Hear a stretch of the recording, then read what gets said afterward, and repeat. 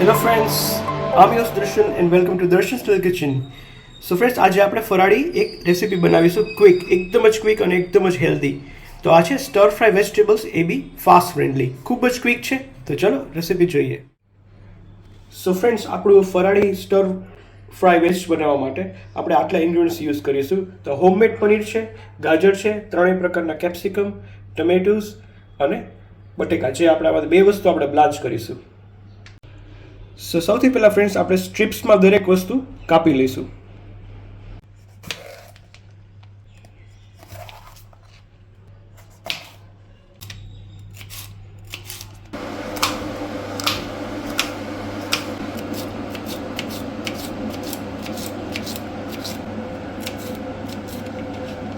Tomato use કરો તો આપણે અંદરથી જે એનો બીજ બધા છે આપણે એ કાઢી લઈશું.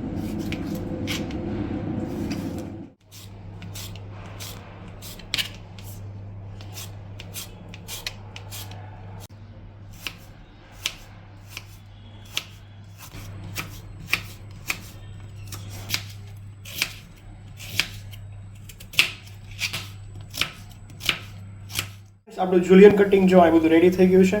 અને આ પટેટોઝ છે, આપણે આને થોડા બ્લાન્ચ કરવા પડશે. તમે ગાજર બી બ્લાન્ચ કરી શકો છો. હોમમેડ પનીર છે, કારણ કે આપણે ઘરે જ અમે ઉપવાસમાં બનાવીએ છીએ, તો બહારનું પનીર અત્યારે તમને ખ્યાલ છે ટ્રસ્ટ ના કરી શકીએ, એટલે આપણે ક્રમ્સ કરીને એડ કરીશું. સો પાણી ગરમ આપણું થાય છે, આપણે સહેજ મીઠું એડ કરી અને આપણા પટેટોઝ એડ કરી દઈશું.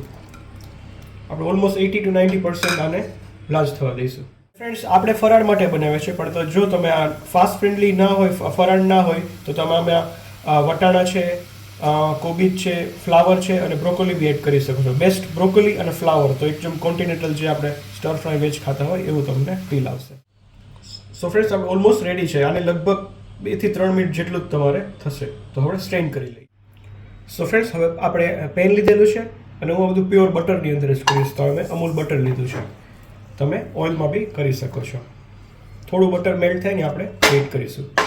ફ્રેન્ડ્સ, જેવું બટર ગરમ થાય, સૌથી પહેલાં આપણે ગાજર એડ કરીશું, કારણ કે એ રો હતા ગાજર આપણા સૌથી, અને કેપ્સિકમને કૂક થતાં વાર નથી લાગતી.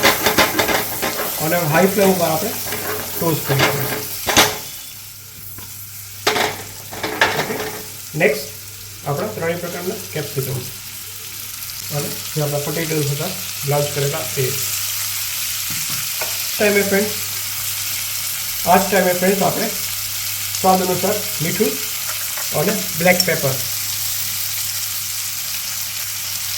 જો તમે ફરાળ માટે ના બનાવતા હોય તો તમે બધા હર્બ્સના બી ઉપયોગ કરી શકો છો. હવે આપણે ટોસ્ટ કરીશું.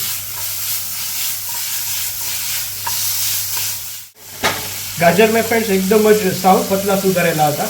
તમે જાડા સુધારતા હોય તો થોડું બ્લાન્ચમાં તમે બટેકા કરતા હોય ત્યારે જ તમે બ્લાન્ચ થોડું કરી શકો છો.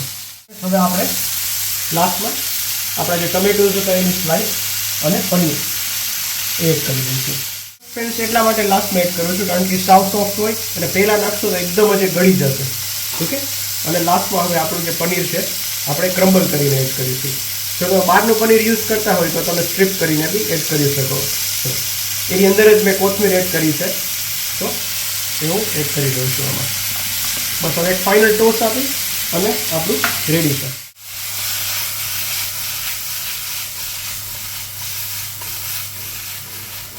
બટર ડિફરન્સ એકદમ જ મસ્ત સુગંધ આવે છે. જો કેટલું કલરફુલ લાગે છે. બસ ઇફ યુ વિશ તમે ઉપરથી થોડી કોથમીર એડ કરી શકો છો અને ધેટ્સ ઇટ. સાબુદાણાની ખીચડી ફ્રેન્ડ્સ, એ બધા ખાઈને બધા બહુ થાકી ગયા છે. તો આ થોડું હેલ્ધી અને ટેસ્ટી, કોઈ મસાલો નથી, કંઈ તમને હેલ્થને નુકસાન નહીં થાય. પનીર બી હોમમેડ છે. જસ્ટ સર્વ ઇટ. સુપર ટેમ્પટિંગ ફ્રેન્ડ્સ અને ખૂબ જ હેલ્ધી. હજી આપણે થોડી ઝાઝી કોથમીર એડ કરીએ. સો બસ ફ્રેન્ડ્સ, આ જ રેસીપી તમે જ્યારે ઉપવાસ આવે અથવા કોઈ બી આડા દિવસે બી બનાવી શકો છો, જેમાં બ્રોકોલી અને એ બી એડ કરી શકો છો. ફણસી તમારી કોઈ બી તમને જે આ ફાવે એ. અને બસ ફેમિલી સાથે એન્જોય કરો. સો થેન્ક્સ ફોર વોચિંગ. આમ યોર દર્શન સાઇનિંગ ઓફ. Good bye.